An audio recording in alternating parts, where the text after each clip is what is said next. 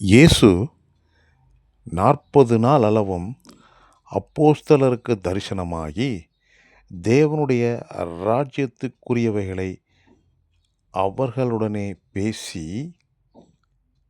அநேகம் தெளிவான திருஷ்டாந்தங்களினாலே அவர்களுக்கு தம்மை உயிரோடு இருக்கிறவராக காண்பித்தார்.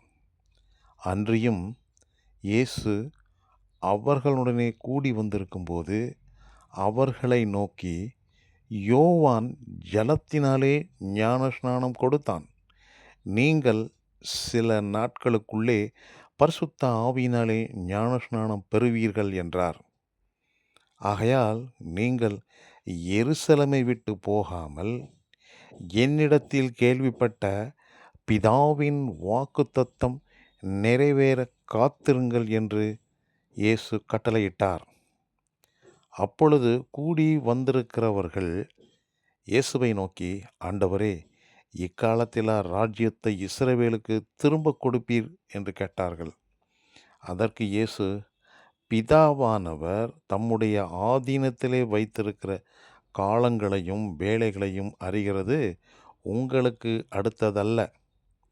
பரிசுத்த ஆவி உங்களிடத்தில் வரும்போது நீங்கள் பலனடைந்து எருசலேமிலும் யூதேயா முழுவதிலும் சமாரியாவிலும் பூமியின் கடைசி பரியந்தமும் எனக்கு சாட்சியாய் இருப்பீர்கள் என்றார்.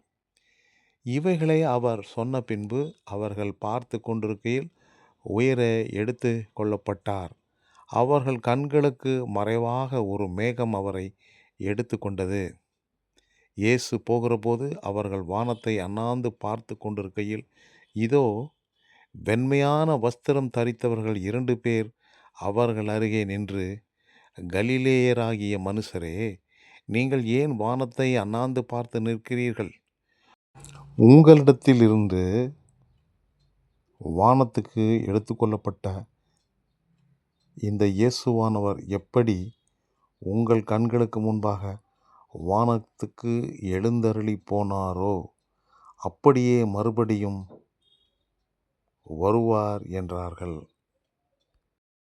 அப்போஸ்தலர் 1வது அதிகாரம் வசனம் 3 முதல் 11 முடிய.